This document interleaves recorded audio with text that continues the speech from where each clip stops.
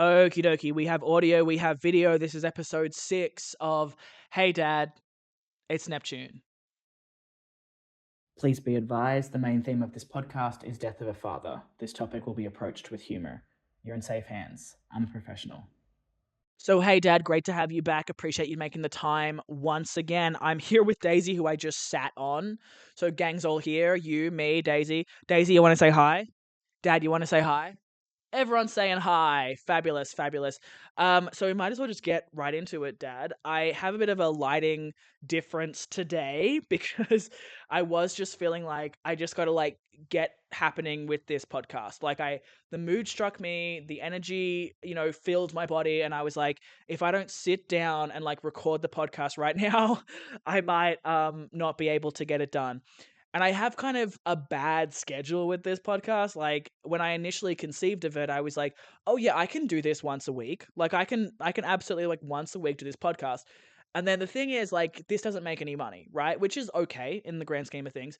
But whenever I have a paid gig, I'm like, "Well, that takes precedent over the podcast that makes me no money." Which is also how I used to feel about YouTube, because I'd be like, "Well, the real gigs in the real world," when I started doing comedy at 19, the real gigs in the real world are actually things that are helping my career, but the YouTube videos aren't resulting in anything. Which is okay again, but it's that's the thing. It's competing with the amount of energy that I have as someone who is disabled and has less energy than the average perhaps. So it's just something where it's I might not be able to record this once a week. I think it's going to be more once every week and a half, once every 2 weeks, I guess. But I would rather do that than come on here and be just in a bad mood and in a bad headspace. I want this to be something that has the whole point is to have a sense of humor about loss and everything, and to sort of check in with you, Dad. What do you think? That's what I'm saying.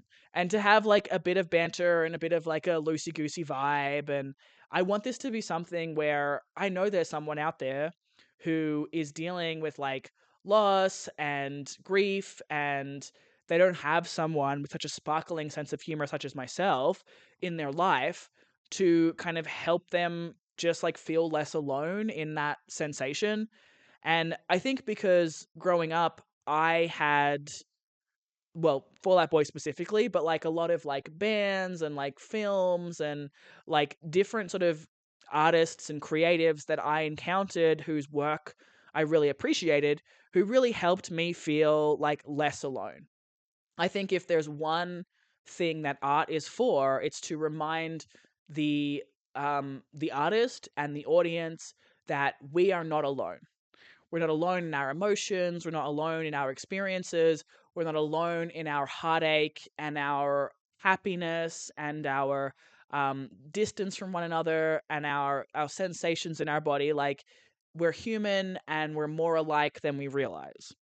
And I think that's a wonderful feature of art. And what do you think, Dad? You were never really a big art guy, were you?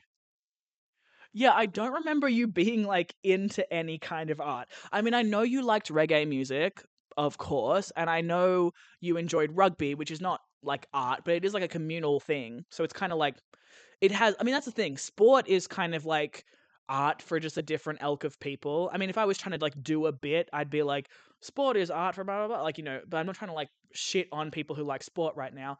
I'm just trying to talk about the fact that I think art is about connection. I think sport is about connection, and I think that they're kind of similar in that sense, because it's something that people want to feel a sense of community around. And I think sport is a little bit more accessible because it's not really something that requires a lot of knowledge of the subject. I mean, it does and it doesn't, right? I could watch golf and be okay, the commentators would tell me if it was a good shot or what this person needs to do to win or whatever. So I could follow along and understand it, even if I didn't know anything about golf. Thoughts? I know you'd agree with me, Dad. Love to hear it. So that's the thing. It's it's a little more accessible because generally speaking, the commentators will let the audience know okay, that was good, that was bad, this is gonna get the person to win or not, or the team, or it's gonna whatever. And I think that's really important because I think sport has like a universality that I think is really beautiful. And I think that art doesn't always have a universality. That's kind of the point of art, is that it is supposed to be a bit more specific to certain experiences and certain responses and certain sensations, because I would hazard a theory that art is supposed to say to someone like, you are not alone. So whether that's like you are not alone in your anger, you're not alone in your happiness, you're not alone in your grief and your loss and your pain, this is not something that only you have experienced. I have experienced it too. And, you know, then saying to the audience, like, allow this to alleviate some of the sensation, to know that you are not wrong or bad or broken for feeling this way, for having this response, for wanting this thing, for, having this conversation in your head that you never even wanted to like say out loud because someone might hear you and judge you. And so for me, like, that's kind of the difference, is like art has this depth, whereas sport is a little bit more about like elk. It's a little bit more about like, I support this team, or I'm a fan of like this sport, and so I like use this as a way to like, isn't this so exciting? Like, our team's doing well. Like, yes, love that for our team. But there's not necessarily like a depth of it. I mean, there can be, someone can like do all the backstories on the players and being like, this person's like overcome an injury, and this, coach has overcome cancer or whatever. Like, and that's like the humanness of sport. I think that's really great. But I also think, like, for me, it's a little too broad. I like something really specific. Thoughts, Dad? I could see how you would prefer something a little bit more broad. God, Dad, I just find myself wondering, like, maybe we could have had some really good conversations, like, while you were still here. That would have been nice. It would have been nice to sit here and be like, hey, Dad, what do you think about how art and sport are kind of similar but kind of different? And that's what makes them what they are. But we never had that conversation, Dad. And now we never can, and that's like, it just is what it is, I definitely, like, I feel saddened by that, but I also feel like a strong sense of acceptance. I think it was a little easier to lose you in terms of you actually dying than it might have been to lose you if you were someone that was like very big in my life. Maybe it wouldn't have been. I don't know. I feel like a lot of the mixed feelings that I have about you being dead is just like, what could have been? What could we have been to each other if things were different? If you were different and I was different, and you had kind of like done the work before having kids and made the effort to like reach across and like reassure me and really engage with me, and what could we have been to one another if we would have had a real sense of like honesty and connection? I think that's the thing, Dad. I think a lot of my like issue with trying to connect to people is just like, because I'm autistic, if it hasn't been said, it doesn't exist. So like, maybe you were trying in some kind of way to connect with me. Maybe you were trying to show me that you loved me, but like, I never felt loved by you. So it doesn't really matter that you tried, because it never like came across that way to me. Do you see what I'm saying? You following? I think that's kind of interesting as well, because like my penchant for like being someone who's like, if I don't say it, it doesn't exist, really, I think, lends to like a incorrect impression that people get from me. Like, I think people think that I'm nice, and I'm not nice. Like, I'm not. And not just because like I do comedy and it's like rotten my brain and made me someone who like, I hear something and I'm trying to like find a way to like turn that into a joke. So I'm not always like hearing it properly. Like, I'm listening with the intention to reply rather than listening with the intention to understand. Can you relate? It's like a very masculine thought process, because men like never listen. They're notoriously terrible listeners. A lot of men are raised to be combative, full stop, which I'm sure you can relate to, Dad. And that also manifests socially. Like the amount of men that are like terrible at interrupting all the time, that like they have to be the one with the mic. They have to be the one who's getting in the most words. They have to be the one who's talking a whole bunch.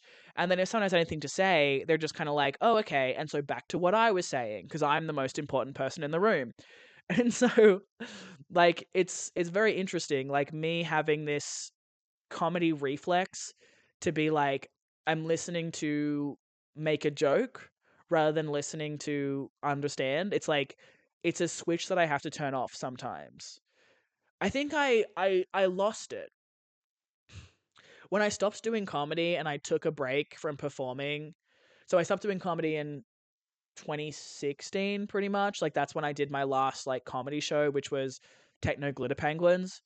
And I did this theater show, Making It Rain, which was about stripping. You never saw that. And then I did this other theater show, A Robot in Human Skin, which was about anxiety, but it was actually about autism, but I didn't know I was autistic. Funny that. And then I did another show that I only really performed one time, Card on My Sleeve, which was kind of about race and stuff and sort of about you. Interesting.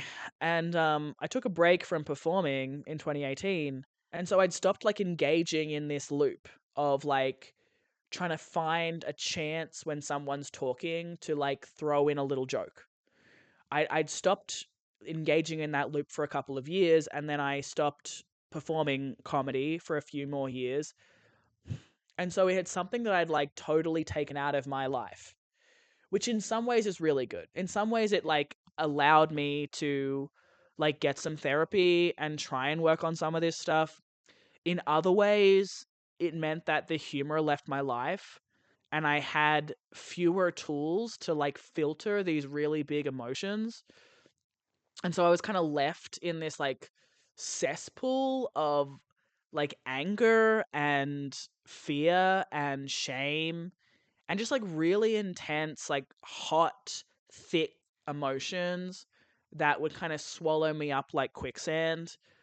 Because humor used to be this little like rocket that would like push me out of certain emotions. I was able to look at those emotions and make light of them. And so I was able to not feel them as intensely. I also was like shutting off a lot of my emotions and not feeling them at all. And, was definitely someone who was like one of the guys. Who would have guessed? And I definitely still have a lot of those tendencies in me. Like this sort of masculinity within me is like a very. I don't think a lot of my like masculine impulses are very attractive impulses because they're things like um trying to like run away or deny my own emotions, which is just like not very healthy. There's also like only wanting sex from someone, which I don't think is like necessarily a bad thing. Like I'm very clear about that with people. Like I don't lie to get into someone's pants. That's not like I don't go like, no, I definitely want to have a long-term relationship with you to get into someone's pants. I don't need to, Dad. I'm pretty hot. I don't know if you know about that. Dad, do you think I'm hot? What is this podcast coming to? Me asking my dad if he thinks I'm hot. Did I already do this? I think I might have. Daisy, did I already do this, Daisy? I think I've also worn this exact same outfit. So like whatever. You know what I mean? We're rehashing stuff. I'm the bold and the beautiful, the way I'm recycling stories and rehashing things. And apparently I'm also an outfit repeater. So we're running out of stuff already, Dad. It's only episode 6. What do you think? Terrible, I know. Yeah, yeah. And then I also have the masculine urge to like turn everything into a joke and like not take things seriously. My friend Lou Sebiel, I don't know if I should say too much about the specifics, but basically was just relaying this like sort of friend of a friend situation where the son was dating a woman. Whoa, groundbreaking. To a boy and a girl dating each other. What do you think, Dad? I know. I wouldn't normally like approve of that kind of stuff, but maybe I'll let it slide this time. What do you think, Daisy? She hates it. She's heterophobic, and she should be. Um, but basically, my friend Lucebia was talking about this scenario where there's a son and he has a girlfriend, and there's like a mother in this scenario, and the girlfriend is like kind of like asking about the mother and like trying to like be part of the mother's village and stuff, which is so interesting to me. Like when Lou relayed this story to me, I was like, what? And Lou was sort of saying like it's quite nice, you know, like that's sort of what women do. Like, and I was just like, what are you talking about? And this is like one of those things where it's like I just have never been a woman. Like I have a lot of masculine tendencies, sure.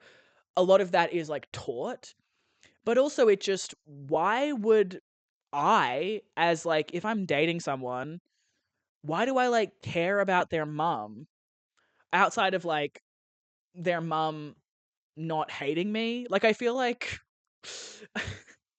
I kind of feel if I was dating someone, the way I would feel about their mom is either A, I don't want to know, I don't care. I'm not really interested in a long-term relationship at all, Dad. Newsflash. What do you think about it? I've never even discussed this with you now that I think about it, Dad. But yeah, spoiler alert, I'm not someone who's interested in like long-term monogamous relationships. I don't think I could ever meet someone who could like match my freak, as previously discussed. Potentially Will Neff could, but I think he's otherwise involved. So I think A, someone would need to match my freak, which I think is very difficult to do. Like I'm a massive slut, so they would have to be a massive slut too, right? And then we would need to like be sluts together.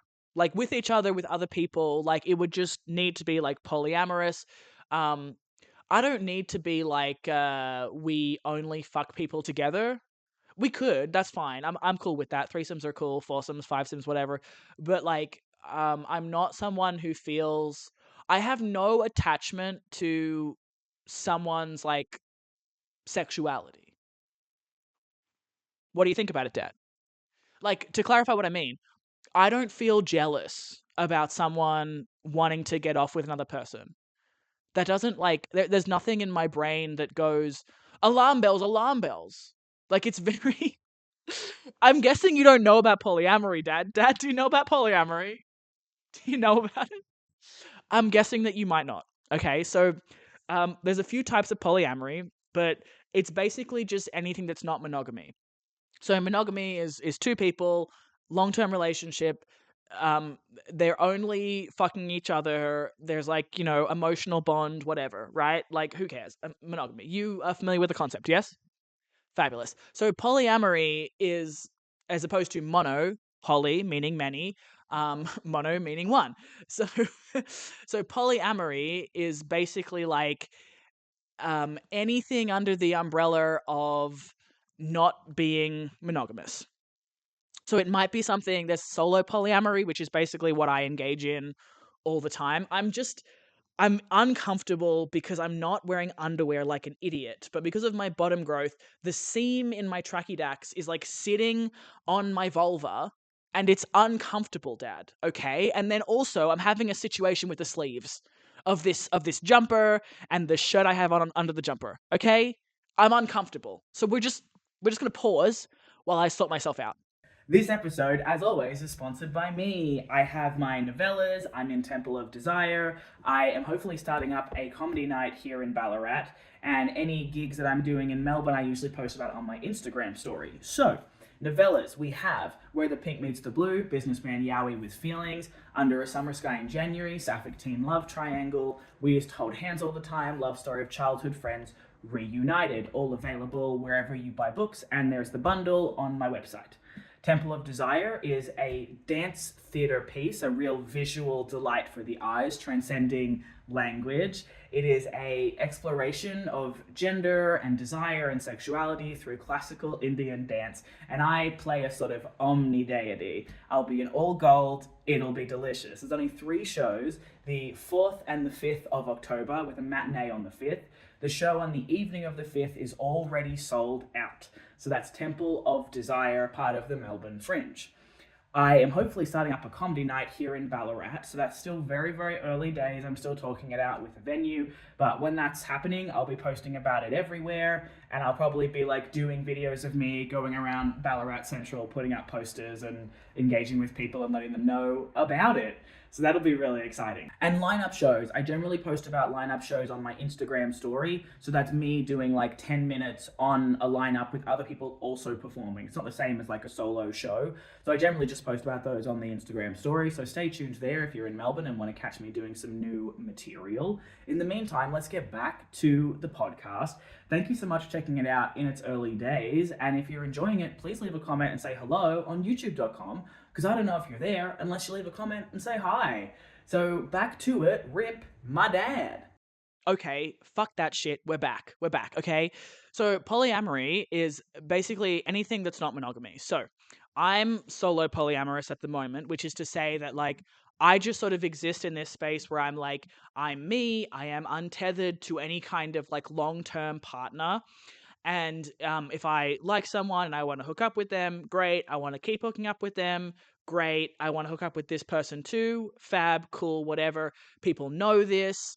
People know that I'm not looking for like a long-term situation. They know that, you know, they are not trying to get in here and like be my main partner. That's not really what I'm looking for. I'm just kind of like floating around, looking to fuck around and have fun. That's me. There's other people that have, I forget what it's called, but it's like a different type of polyamory where it's almost like a tier list. Are you familiar with tier list, Dad? I don't know if you are. Maybe you are in like the broader sense, but they've become kind of a meme on the internet.com. Yeah. So people now do tier lists where they're like ranking all the songs from Glee tier list. I don't know why I gave Glee as the example, like you know about Glee. Okay, so there might be someone where they're like ranking all of the songs from my favorite musical artist tier list. You following the concept? Fabulous. Okay, so there's also like a kind of polyamory that's sort of like a tier list. I forget what it's called. Here, polyamory, I'm coining it right now, in which there's like a primary partner and there might be secondary partners, tertiary partners, etc. And there's almost like a ring, like there's a person and their main partner, and there's like a ring of like these people are sort of like less close and get like, I guess, less priority. I don't really understand how it works because I don't want a long-term partner, Dad. I don't want a main partner. I don't want someone bothering me. I don't want someone in my space. I don't want someone on my case. Thoughts? What can I say, Dad? I'm just like you. I love to push people away. I don't want to have kids. I don't want a wife. These are just things about me. Can you relate? I'm sure you can, Dad. I'm sure you can. I'll never understand you agreeing to have biological children and not just like stopping and thinking that through. You know, I guess you didn't have a great upbringing, so you probably didn't have much to like model off and you had your own traumas and stuff. Sure. But also, like, just stop and think about it for a second. Just stop. I just end it there. Just stop. Having kids, just stop. But like, it's just confusing to me. Like, whenever I go to make a decision, I just stop and I think it through. I like imagine what it would be like. And I'm like, oh, I don't want that. I don't want children. I don't want to be like woken up by someone who like needs me to attend to them. I take like 3 or 4 hours to wake up, quote unquote. Partly because I'm disabled and partly because I can do whatever the fuck I want. I don't want a partner. I don't want babies. I don't want someone like all up in my face. Don't send me a good morning text. I'll cut off your head. Like, leave me alone. I want to be left alone. Unless you're going to come over to my apartment and get naked and we do fucking, then don't bother me. Except if you're my friend Lou Seville. Then you can always bother me and I'll get back to you when I can. As much as I love them, sometimes I'm also kind of bad at getting back to them. If I'm like kind of overwhelmed and I'm just like, ugh, no, my phone's doing stuff. No, I can't right now. It's too much. Owie, owie. And so like that with like a child running around. Neptune, Neptune, Neptune, look at me. Neptune, Neptune, Neptune. I've never even considered what a child would call me. I guess just Neptune. Because it's like there's not really like a non-binary like my name for the cat, Lou Sebille's cat, is Pear Pear. So I am Frank the cat. I'm her Pear Pear. which is like PAR, like parent. Because you know how it's like mama, dada? I was like, oh, parent, pair. I like that. Pair. It's nice. So I am the pair. So I don't know. Maybe the child would be like pair. I don't like that. Neptune. I don't know. I don't want it. Like I'm not interested in like a child just like in my house and stuff. And that's the thing. I'm like, why did you not stop and be like, oh, kids are like annoying. Like they are. I'm annoying too. A lot of things are annoying. Things can be lovable and also annoying. Children can like bring people amazing amounts of whatever the fuck people get out of children, and they can still be annoying as shit. Like that's possible. I do think it's really funny that people will be like, "Oh, you'll never experience true love until you have a child." Okay. Like I've never even been romantically in love. You think I'm out here mourning the concept of like not feeling platonic familial love for this phantom child that doesn't exist? As discussed previously, I don't even want a good morning text from a partner. I don't want a child bursting into my room and being like, Neptune, it's breakfast time. Oh, the way I just want to slap that child across, get out of my. Oh my god. My god. My goodness. I'm fine. Like, I'm fine never experiencing the special kind of love that someone supposedly experiences from a child. In the same way that I'm like, maybe I'll never feel like romantic love. I don't think I ever have. I think I've just felt like really intense lust, and then I just kind of get bored. I feel very strong, like, platonic love for my good friend Lucebiel, who I love a lot, and who I think of kind of more like a cousin.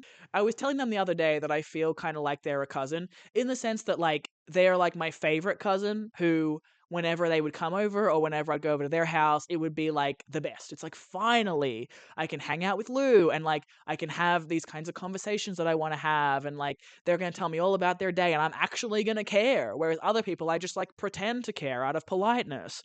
But like with Lou, I actually care and I want to know what's going on, and they like get me and I get them, and we like hang out and it's a good time. Like that's the thing. I feel that way about them. Like it feels really incomplete to be like my friend Lou Sebiel. But there's not really like a platonic term akin to like partner.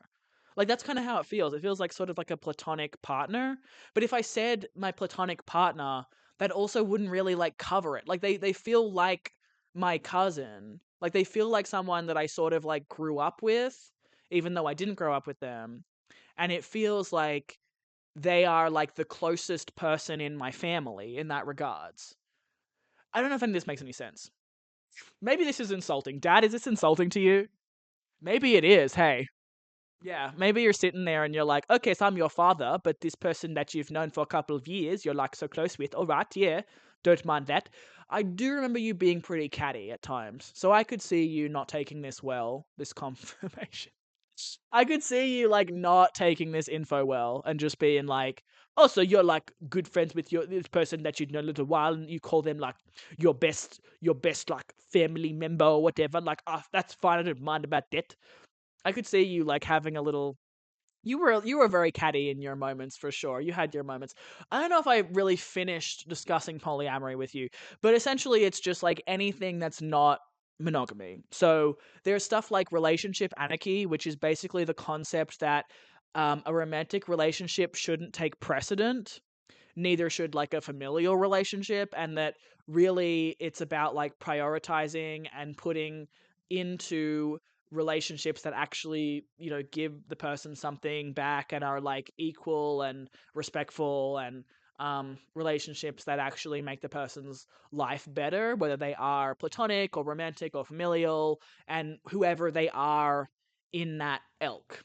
So that is to say, like, if someone's closest family member is a cousin, then that shouldn't be seen as like lesser than that person's relationship with a parent or a sibling, just because those people are supposed to be the closest to that person. Or if someone's closest bond is with a friend, that shouldn't be overshadowed by like a new romantic partner sort of thing. So that's kind of I think I believe in sort of a level of solo polyamory and a level of relationship anarchy. Thoughts, Dad? So great. Really appreciate it. Thoughts, Daisy? So much to say. I'm really glad that you both agree with me, and I know that's not just my confirmation bias. That's me definitely listening to both of you who are definitely both here. So love that, Dad. Appreciate that. I did not expect to discuss polyamory with you today. I was actually going to talk about parasocial relationships, and like the arts industry and stuff. So I don't know if you want to do that. Do you want to do that, Dad? Okay, fabulous. So, like I mentioned at the beginning, the lighting is a little bit different today. I personally have been trying to make this lighting feel kind of like a 3 a.m. talk during a sleepover. I feel like that is like a liminal space. Like the 3 a.m. sleepover talk and like an airport and a car, like the inside of a car on a long drive. Shout out to my play, Long Drive Together. I feel like those are liminal spaces. Those are areas in the world where it's like, oh, this is special. There's like a energy in those spaces that feels as though certain social norms can be dropped a little bit. And I feel like as a kid, one of the only places where I felt like I actually was able to have like D&Ms, deep and meaningfuls for those out of the loop there. One of the only places I was able to have D&Ms was like late at night, um, at the sleepover kind of vibe, or in a car by myself or with other people. I don't know if I've ever really had like a deep and meaningful at an airport, but I've definitely met people at airports. They're strange places for sure, and I like that. I like that. Airports are really interesting to me because I feel the same way about airports as I feel about like shopping centers. Like these are places that have been constructed to hold a lot of people. And so they just have like an interesting charm when they're like mostly empty because they're not supposed to be empty. I like that a lot. I like being in airports at like really weird times, like really early in the morning, really late at night, like when there's just like no one, there's supposed to be so many people. They feel kind of special.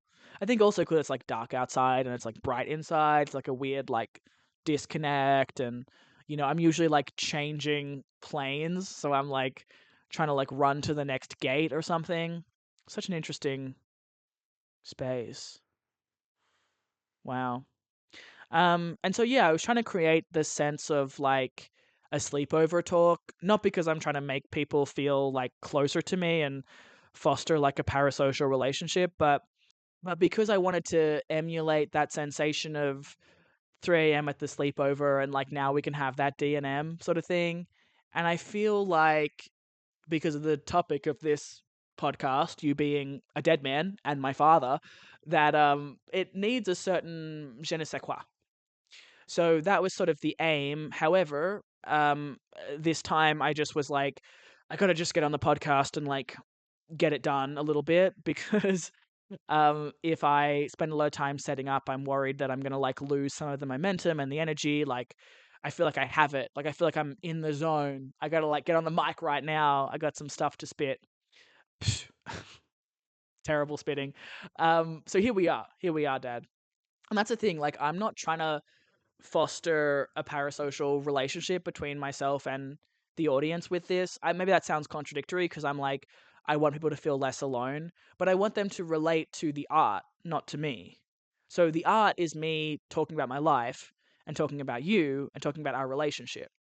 And so I want people to be able to connect to the art and understand that, like, I am behind the art, I am the artist, but also, like, just because they know a bunch of stories doesn't mean they know me. And I feel like, especially because of who I am, maybe it's an autism thing, maybe it's not, but I think I just like, I respond to people's energy in person so specifically, and it's such a varied response that I think it would be a real shame if someone were to like tell themselves a story about who I am based on like spending hours watching this podcast. Like I fear that someone would be like, "Oh, I think I know what Neptune's like because I've seen this curated thing they created and like chose to upload onto the internet, I worry that that would make someone get like almost too good of an impression of me. And the thing is, I can be like, I have a lot of bad attributes. Like, I'm not a perfect person. I'm not a perfect person. Take it, Dad. This I wish I did. You don't even know Hoobastank the reason? What are you doing here? Get out. Get out, Dad. Take off your hairnet and your badge and your apron, clock out and leave. I'm sick of this. I'm sick of it, Dad. I'm sick of it. But yeah, I'm not a perfect person. I'm not a perfect person. And that's fine. Like, I'm impatient. I can definitely be really reactionary and very angry. And in regards to like parasocial relationships, I think I worry that potentially I come across like too nice. What a problem to have, Dad. I have kind of a mantra that's like, if I have something nice to say, I should definitely say it. And I feel like that makes people think I'm nice. I'm not nice, Dad. I'm not a very nice person. I can be like mean and vindictive, and I'm very easily socially triggered. I have so much social trauma that like the certain completely innocuous things make me so angry I want to like stab someone. Someone sends me a message that just says hi. Ooh, I want to cut their head off. I want to cut. What do you want? What do you want? I feel like Ryan Gosling in The Notebook. What do you want? Why are you messaging me? Like, and I'm the kind of person that, like, as I mentioned, I don't want to be in a romantic relationship. I don't want a good morning text. I don't want, like, texts throughout the day necessarily. I don't. I don't. I want to know when you're going to come over. Like, I feel like texts, in my mind, texts and messages are for organizing real life communication. To me, real life communication and like genuine time spent together is pretty much the only thing that actually like means anything in terms of us becoming friends or whatever. So it's like if someone is trying to like let me know, hey, I saw your show, it was really beautiful, thank you for the show. Like, I get messages like that. Those are amazing. I love those messages. They're beautiful. I appreciate them. If someone's like trying to flirt with me over Instagram.com, then they need to be like, hi, I think you're hot. I'm not going to lie. If someone sent me a message that was like, hi, I'm trying to flirt with you, but I don't know how, I would be like, okay, so we're getting married. We're getting married. Like that would melt my cold dead heart. I'm not going to lie. That would be one of the most adorable things someone could do. Would just be, that's the thing. I like honesty. I like honesty. I like clarity. I like someone getting to the point. And I think potentially that like me being the kind of person that, you know, in my regular life as I'm going out and doing gigs and I'm around people and all that kind of stuff, I'm in a good mood when I'm doing those things, generally speaking. And I'm also someone who's like very reactionary. So like if I encounter someone who's polite, I'm very polite back. If someone's mean to me, I'm not going to be nice back. Why would I do that? Like I'm going to be mean back because who are you? And check your attitude. What the fuck? So when someone is giving me a high message, they get nothing in response. If someone sends me an email where they're like, "Hi Neptune, I've been watching your podcast. I don't know if this is kind of weird, but it's really helped me to process some of the stuff with my own dad. And thank you for the time that you take to make the podcast. I hope you know that it has an impact." That's the kind of thing that I think if someone wants to, you know, send that message, that's what they should send. And I think maybe I've been spoiled by stories of like authors back in the day getting letters from like high school students who were like, "Hi, Kurt Vonnegut, we read your book in school and it helped me understand the importance of like being true to oneself and being honest and going after what's important and standing up for what's right." I don't know why I picked Kurt Vonnegut. I don't really know any of his movies, any of his books. So I don't know if that's true. But you know what I'm saying? Like, that's the thing. I feel like I've heard tales of like that kind of stuff, and I'm like, that's what I want. That's the fan response I want. That's the parasocial relationship I want, is like someone to be like a pen pal. If someone sent me an email where they were like, hey, I read we used to hold hands all the time, and I noticed this Easter egg to do with this color that you mentioned and how that's like a daffodil color, and it's set in Oprah and there's a daffodil festival. Am I right? Is that like an Easter egg that you put in there? That would be like the ultimate, is someone like truly like understanding these different layers that I'm putting in and really engaging with it in this way. Like, that's cool. That's something that I want out of my art. If there is a response to be had, I want a response that is someone being like, I'm really into this and I'm really engaging in this and it was really cool for me, and like, thank you for the work that you do. And maybe it's because like that's how I talk to people when I like their stuff. Like, if I've just seen someone's show, because most of what I do artistically is like live stuff, right? So this is me watching someone do a new set or whatever.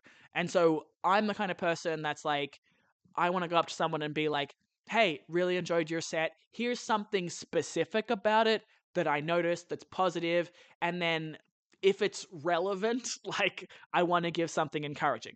I don't want to assume that people like want to be encouraged by me. You know, I have been doing comedy for like 14 years, but I don't want to assume that I'm the kind of person that people like look up to necessarily. But if someone's like newer, I definitely want to give them encouragement if that's the truth. I don't lie. I don't lie whether it's positive or negative. I don't lie. And I think people find that confusing.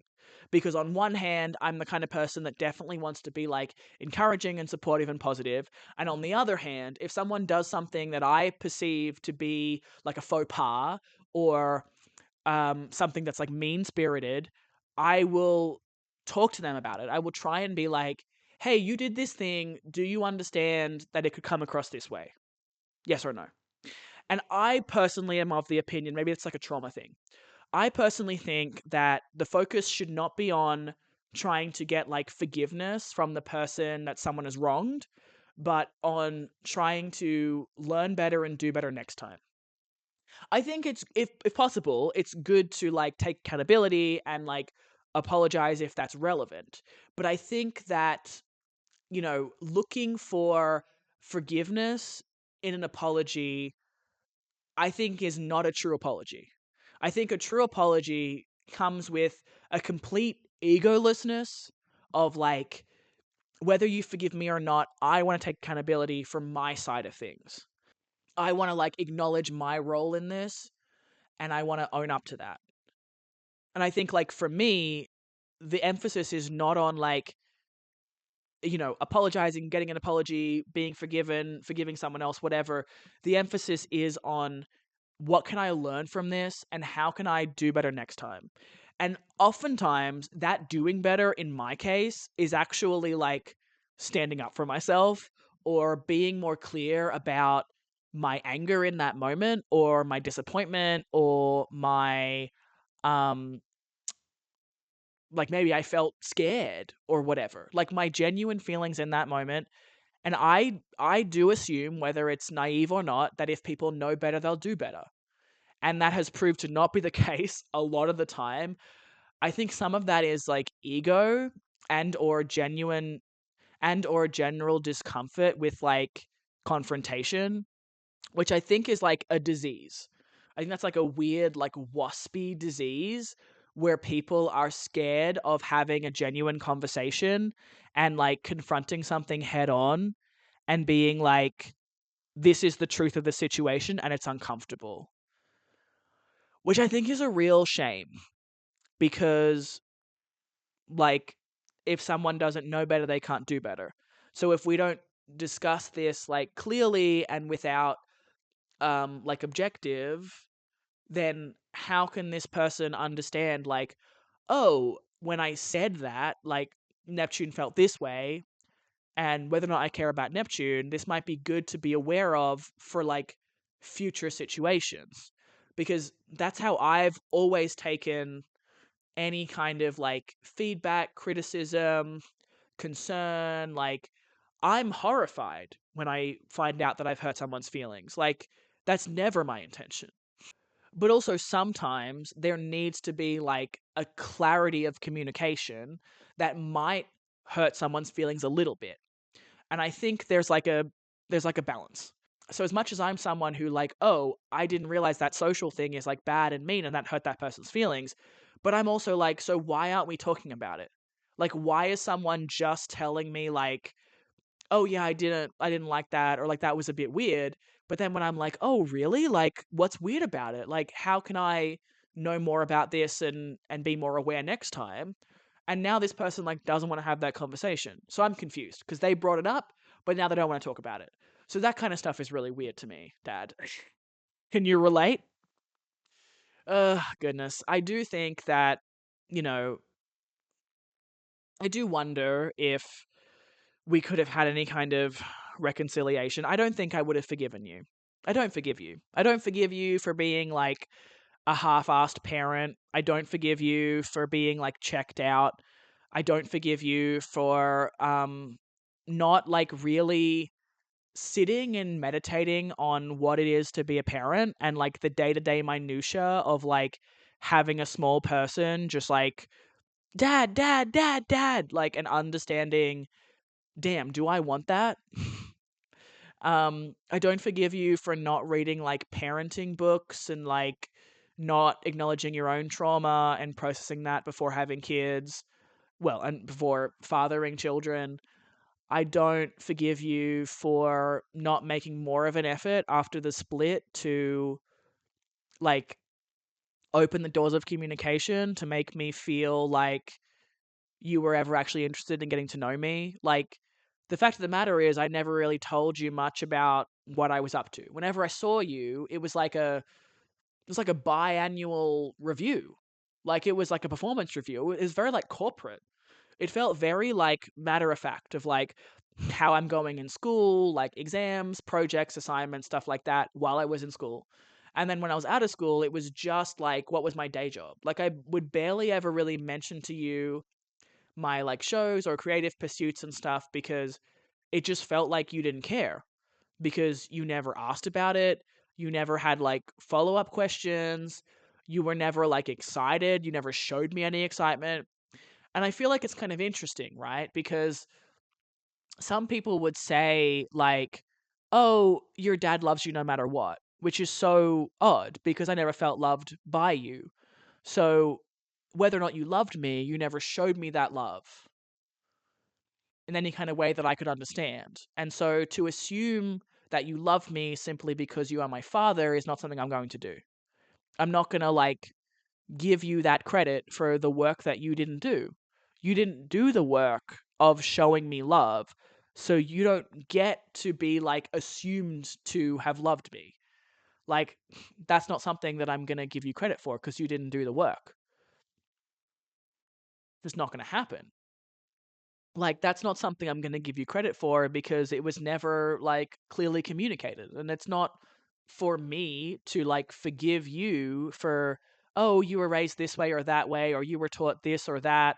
That was for you to sort out before you had kids. Like it's not my problem that you were not taught how to love.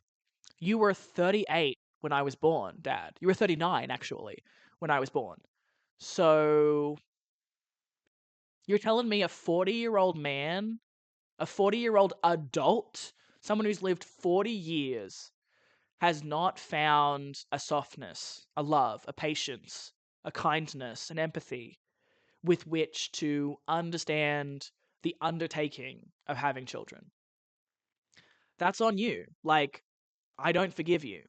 If I would have seen you, like, do better with other people, grow, change. If you were like volunteering, being part of the community, you were out there like being someone who was just trying to connect to other people, and you're clearly like realizing what you lost in not really showing up within your own like family that you tried to build, that would be a different story. That'd be different. Like you're clearly trying to do better. But that's the thing. I think that being kind of obsessed with forgiveness or being absolved or being like understood, I think is a fool's errand. I think it's better to like look back, see what can be gained and understood, and apply that to future situations. I'm always learning, I'm always trying to do better. And, whether it's someone like messaging me in a way that makes me angry and makes me not want to respond because I'm angry, because why would you just say hi? Get to the point. Or whether it's someone sending something really lovely that makes me smile and makes me, feel so happy to be a performer and really affirmed in the fact that this is something I should be doing. Or whether it's like some misunderstanding that snowballed into some huge big thing or whatever. It's all just like a bunch of interactions that teach me more about other people, humans, and all of the variety that exists, you know? And if someone's the kind of person that's going to message hi, that's not someone that I want to message because I don't like to message in that style. So I don't really care what they have to say because that's not how I want to talk to someone. If someone is going to like purposely misunderstand me and allow things to escalate and like not take me up on the offer to just like get on the phone and talk about it. I face a lot of things that are difficult for me, and I'm often learning things, and I'm often realizing that I'm stronger than I thought, and that I can do more than I thought. But also, that's the reality of being disabled, and that's why it takes me such a long time to do certain things. Like, it'll take me 3 hours to do something that might take someone else half an hour, and it is what it is. Like, I've accepted that, and it's the reason why I can't hold down a job. It's the reason why, all I'm really good at is performing and creating, and I'm very at peace with that. And it's my calling, it's my place. I know people are going to misunderstand me and they're going to take what I have to say out of context, and that, potentially if I was to reach like a Chapel Roan level, that I would be someone who would have to deal with a lot of like weird shit and would have to kind of say to these people like, you got to stop doing weird shit. But goodness me, Dad, it is time to wrap it up, I do believe. And we have been trying to end things with a happy memory. However, I do think potentially I've ran out. Oops. So I do remember this kind of joke that you told once, which I think might qualify. From memory, we're in the car. So it's four of us in the Rodeo. My mother is driving, of course, because you are always losing your license due to the drinking. So you're in the passenger seat. I think I'm in the back with my sibling, and I don't remember if I'm behind you or I'm behind my mother, but I'm in the car. And I remember I was asking, for some reason, we were talking about olive oil. And then I asked, well, what's the difference between virgin olive oil and the other kind? And you said, virgin olive oil hasn't had its cherry popped. Pretty good joke, Dad. I'd give you like a 6 out of 10 for that joke. Because you're using a great little euphemism, which is important when talking to children, but also you're keeping it in the culinary world, aren't you? Cherry, olive. It's good. I like it. I like it. I don't really have any notes. I'd give it a 6 out of 10 because I think as a joke it's pretty good. It's like standalone, fine. I think maybe it needs a little bit more contextualization, or maybe it needs like a bit of a different delivery. It's like just a little bit above okay. For me, personally, as a person who's been doing comedy for 14 years and is like a cynical cunt. So that's me. But it was a cute little moment. Four of us in the rodeo, and then you're laughing. I don't know what's funny, so I remember being kind of frustrated.